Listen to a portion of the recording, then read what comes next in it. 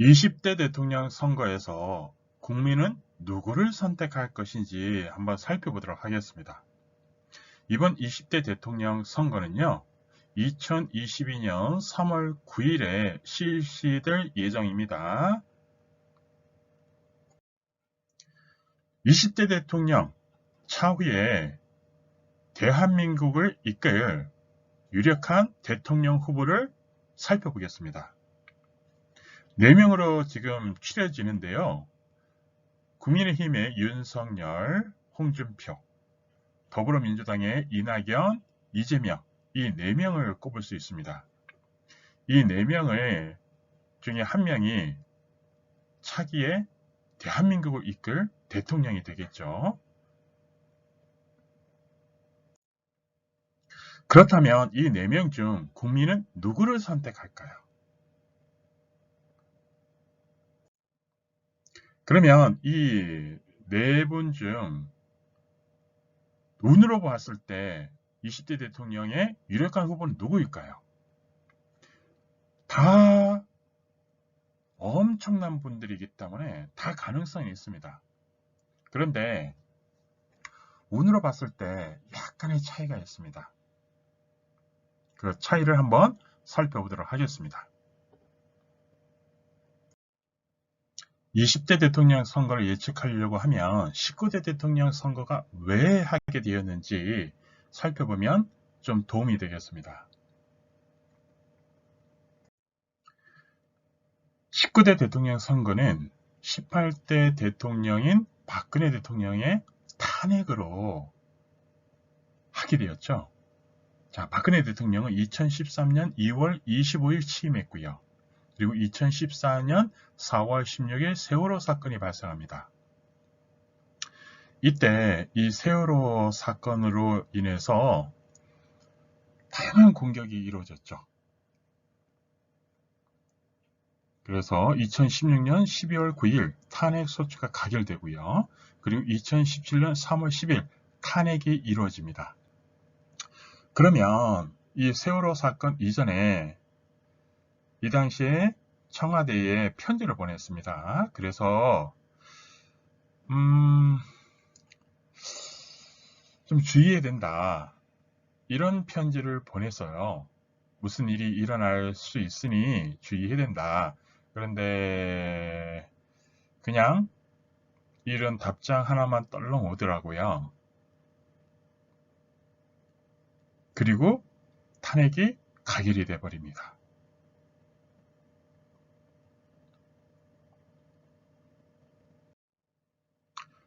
그 결과 19대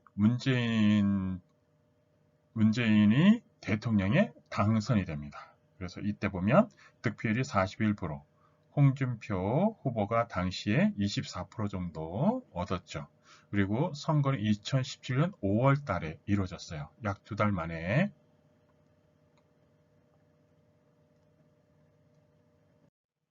현재 대한민국 상황은 위기입니다. 그래서 차기 대통령은 이 위기를 극복해야 됩니다.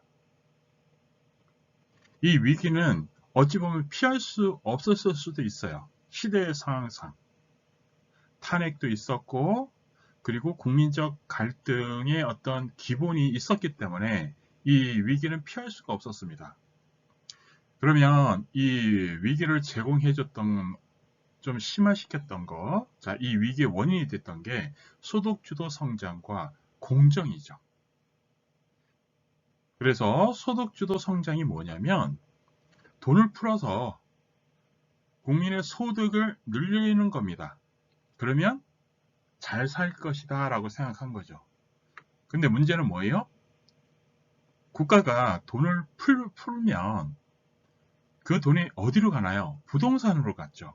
그래서 부동산 가격을 급등시켰고요. 그래서 이 가게, 그러니까 개인들은 빚을 내서라도 부동산을 사려고 했어요. 그래서 가계부채가 급등합니다. 그리고 국가가 재정정책을 쓰므로 해가지고 돈을 풀므로 해서 국가 부채도 급증합니다. 또 더욱더 큰 문제는 공무원이 급증했어요. 왜냐? 일자리를 마련해야 되는데 일자리를 마련을 하지 못하니까 공무원을 그냥 가장 쉬운 방법이죠. 그러니까 지금 문제가 가장 쉬운 문제로만 문제를 해결하려고 한 거예요. 국가가 돈 찍어서 그냥 돈 푸는 거, 그것처럼 쉬운 문제 없죠. 직장을 구하지 어렵다고 하니까 뭐예요? 그냥 공무원 만든 거예요. 공무원 만들고 공기업 채용 늘리고 이것처럼 쉬운 방법이 없죠. 그러나 그것은 결국은 어떻게 되나요? 국민의 부담인 공무원 연금이라든가 이걸로 다 국민의 부담으로 오죠. 그리고 각종 선심성 정책으로 인해서 국가 부채가 급등합니다. 그래서 국가 부채가 어떻게 됐느냐? 1985조를 넘었어요. GDP를 처음으로 초월하게 됩니다. 자, 1인당 국가 채무가 작년에 2267만 원에서 이게 38년이지만 더 빨리 될 것 같아요. 몇 년 안에 1억이 넘어갈 수도 있습니다.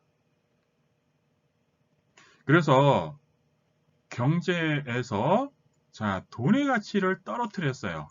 돈의 가치를 떨어뜨리니까 결국 어떻게 돼요?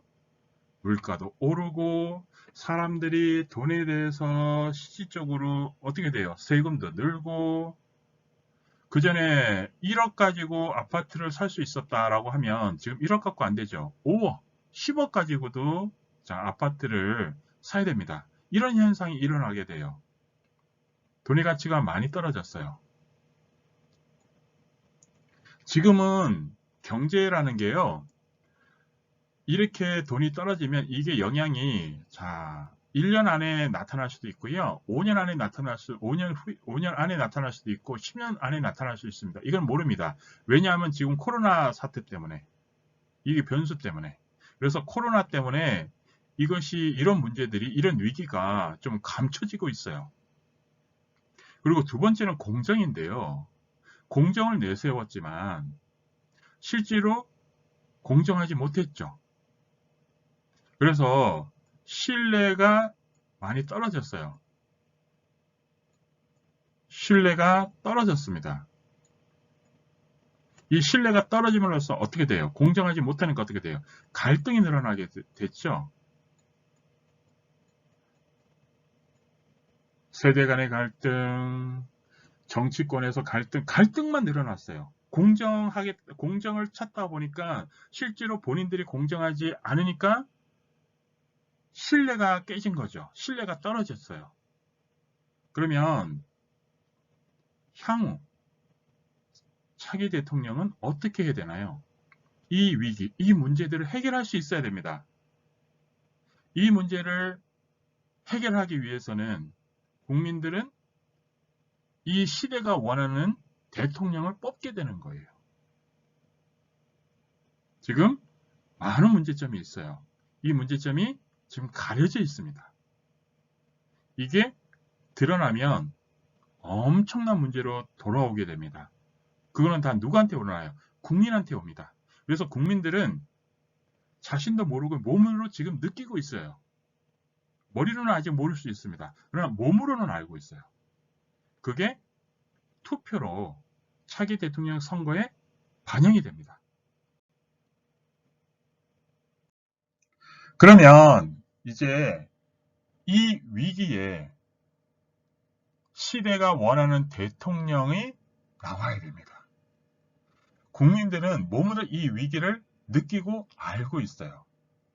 그래서 국민들은 이제 시대가 원하는 대통령을 선택하게 되어 있습니다. 자, 그러면 시대가 원하는 대통령을 설명하기 전에 홍과 관련된 선거를 한번 살펴보겠습니다. 홍과 관련해서 처음으로 2001년 10월 25일 재보궐선거에 홍 사무실 그때 게시판에 이 글을 올렸어요. 근데 게시판 그거를 캡처를 못했고 당시에는 이 글만 워드에다가 복사를 합니다. 그러니까 실제로 증거가 없는 것이 더 많아요. 그래서 그냥 이것만 있습니다. 그래서 그 당시에 세 지역 모두 한나라당에서 당선될 가능성이 90% 이상이라고 했습니다.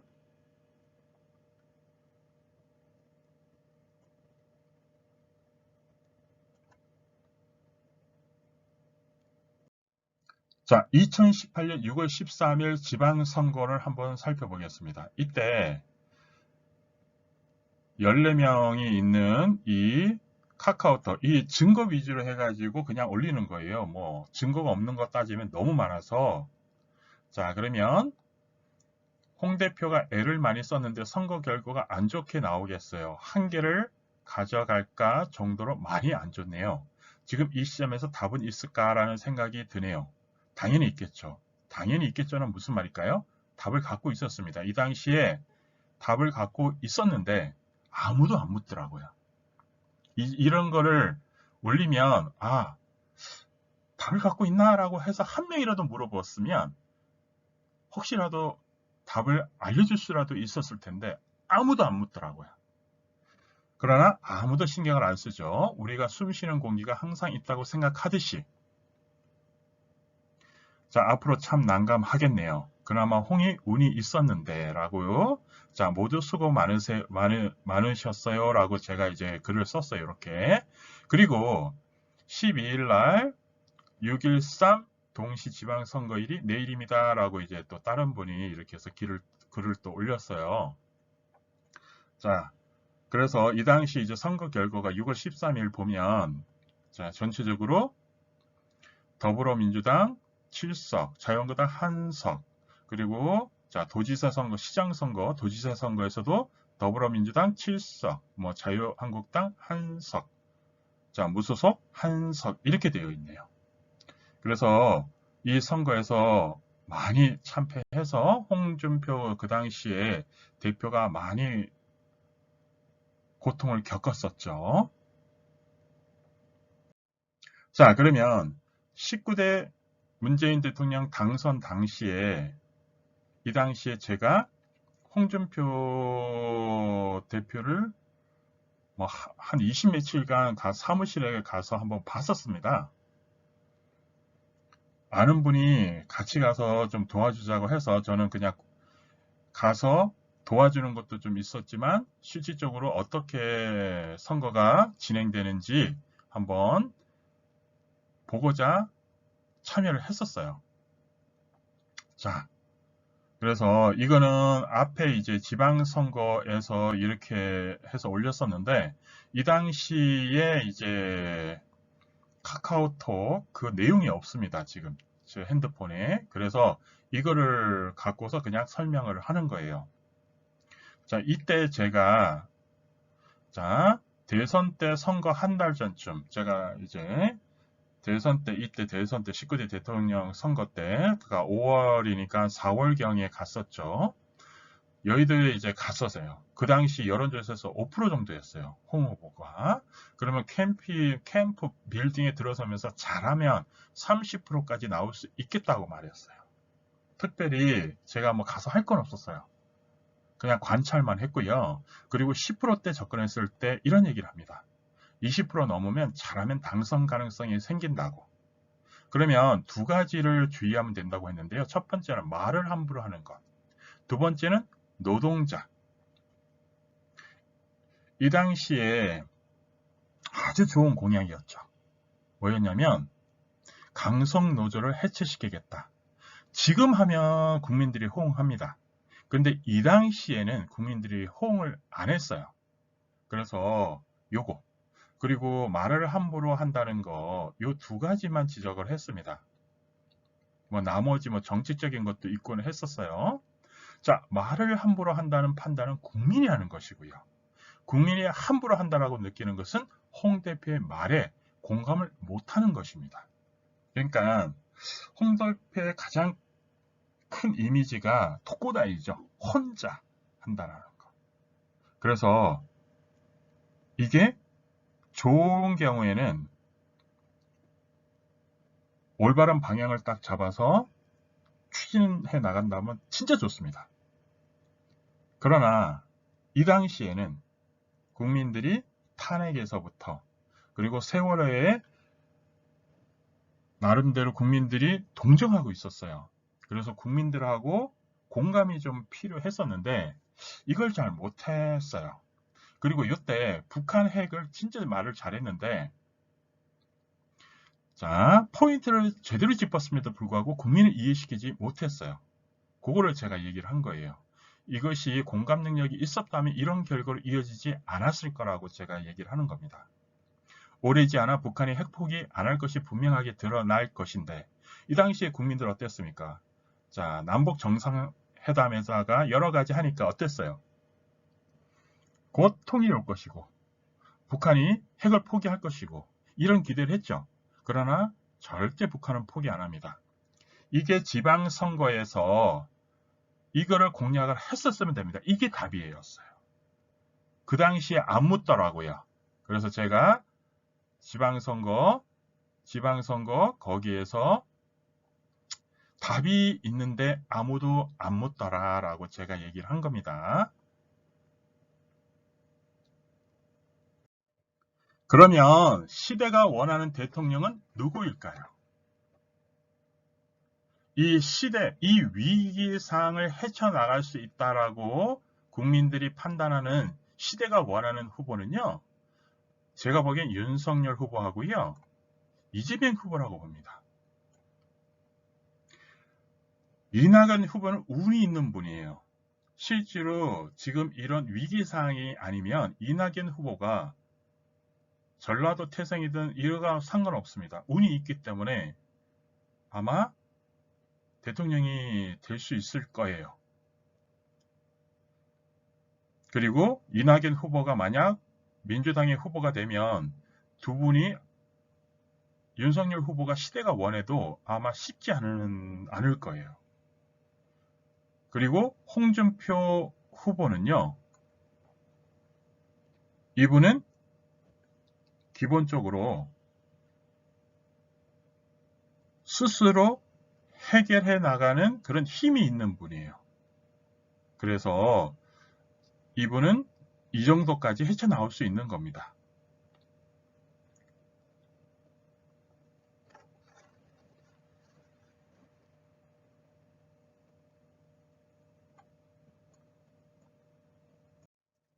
자, 그러면 선거 관련 예측들을 살펴보겠습니다.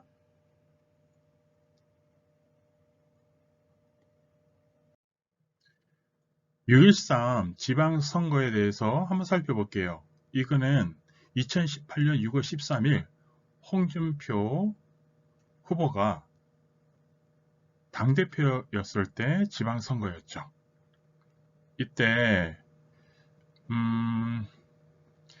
이때도 뭐 약간 도와줬었어요. 약간. 그래서 이때 14명 있는 이 카톡에다가 제가 이런 글을 남겼어요. 홍 대표가 애를 많이 썼는데 선거 결과가 안 좋게 나오겠어요. 한 개를 가져갈까 정도로 많이 안 좋네요. 지금 이 시점에서 답은 있을까라는 생각이 드네요. 당연히 있겠죠.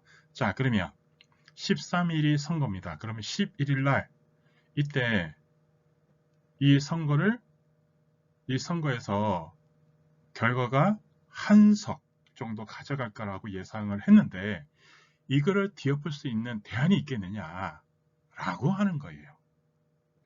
그러면서 답은 있을까라고 힌트를 줬는데 아무도 안 물어봤습니다.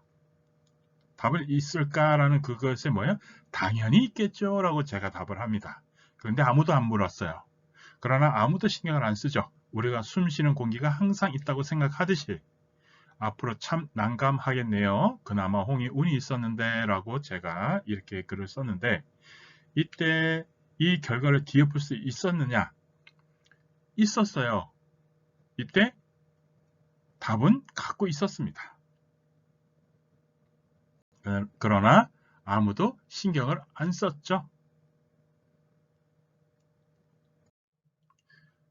19대 대통령 선거를 살펴보겠습니다. 이때 카톡에도 증거가 있는데 지금 핸드폰이 안 남아 있어요. 그래서 지방선거 때 남겨둔 것으로 그냥 갖고 왔습니다. 이거 한번 볼게요. 홍 대표의 실패 이유. 자, 대선 때 선거 한 달 전쯤 여의도에 가봤습니다. 이때 여론조사에서 5% 정도였고요. 캠프 빌딩에 들어서면서 잘하면 30%까지 나올 수 있겠다고 말했습니다. 특별히 할 일 없이 조언하는 게 일이라면 일이었습니다. 그러면서 관찰할 수 있었고요. 10%대에 접근했을 때 얘기했습니다. 20% 넘으면 잘하면 당선 가능성이 생긴다라고. 그러면 두 가지. 첫 번째는 말을 함부로 하는 것. 두 번째는 노동자. 지금은 강성노조를 없앤다라고 하면 국민들이 호응합니다. 근데 이때는 아니었어요. 그래서 이 두 가지를 얘기했습니다. 자, 말을 함부로 한다는 판단은 국민이 하는 것이며 국민이 함부로 한다라고 느끼는 것은 홍 대표의 말에 공감을 못한다는 것이다. 자, 여기에서 문제는 뭐예요? 북한 핵. 자, 북한 핵인데 정말 제대로 포인트를 짚었음에도 불구하고 국민을 이해시키지 못했다. 공감 능력이 있었다면 이런 결과로 이어지지 않았다. 자, 오래지 않아 북한이 핵 포기 안 할 것이 분명하게 드러날 것인데 라고 제가 썼네요.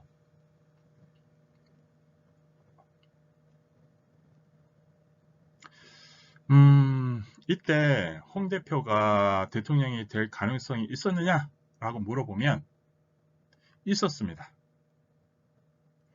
자, 이 두 가지 외에 뭐 정치적인 것도 제안을 했었고요. 그리고 홍 대표가 충분히 대통령이 될 수 있는 운이 있었습니다.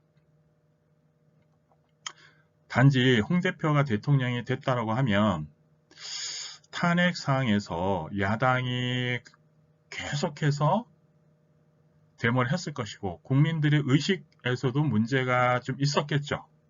그래서 아마 대통령이 그래서 안 된 것이 아닌가라는 생각도 해봅니다. 어차피 뭐 홍 대표 본인의 뭐 이런 여러 가지 문제들도 있었지만 그리고 이제 상황적으로도 아마 그런 문제가 있지 않아 그런 문제 때문에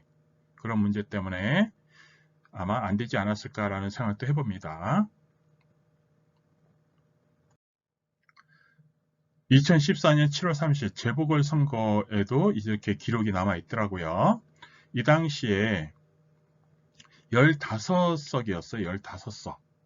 자, 이때 이제 70에서 80% 당선될 것을 예상합니다. 70에서 80%라면 뭐예요? 75%겠죠. 자, 그러면 75%인데 75 예, 15석이면 15석이 75%면 어떻게 되나요? 11석이 11이 됩니다. 그래서 11석이 됐어요. 11석. 15명의 75%는 11이에요. 이렇게.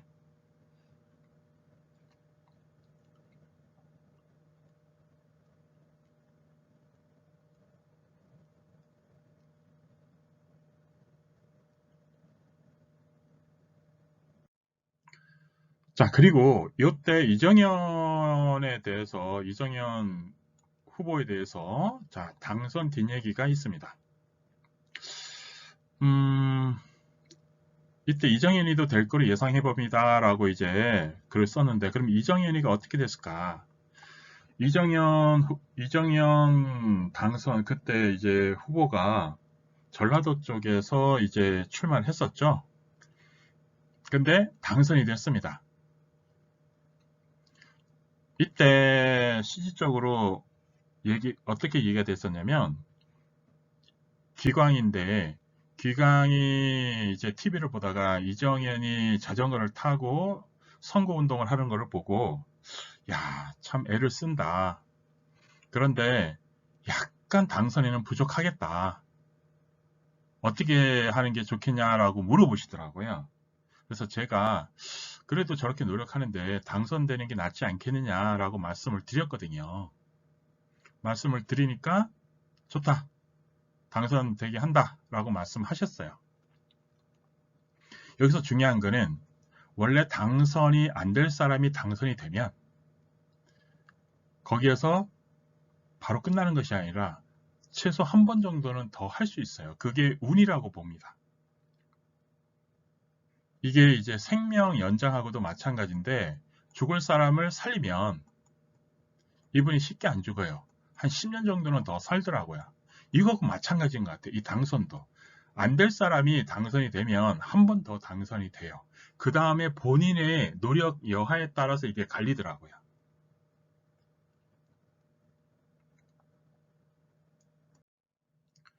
요거는 홍준표 이때 이제 2001년도 10월 25일 재보궐 이때 선거였었는데 이때 이제 실제로 3개 지역 이제 이때 지방에 있었거든요. 지방에서 있다가 동대문에 거주했었거든요. 실제로 주소지가. 그래서 동대문으로 와서 이날 왔어요. 이 선거 전에 이제 이 결과 하루 이틀 전에 와서 그래서 선거 이제 치르고 그리고 뭐 이거를 어떻게 알릴 수 있는 방법이 이때는 없어서 그냥 컴퓨터에 들어가서 여기 게시판에다 글을 남긴 거예요. 그래서 이 당시에 실질적으로 이제 홍 후보가 이 당시에 실제로 이분도 이 당시에는 좀 어려웠을 거라고 판단이 되어져요. 그래서 이렇게 당선을 되게 하죠. 그래서 이분도 그 이후에 그 운으로 해서 한 몇 번 더 당선이 되죠.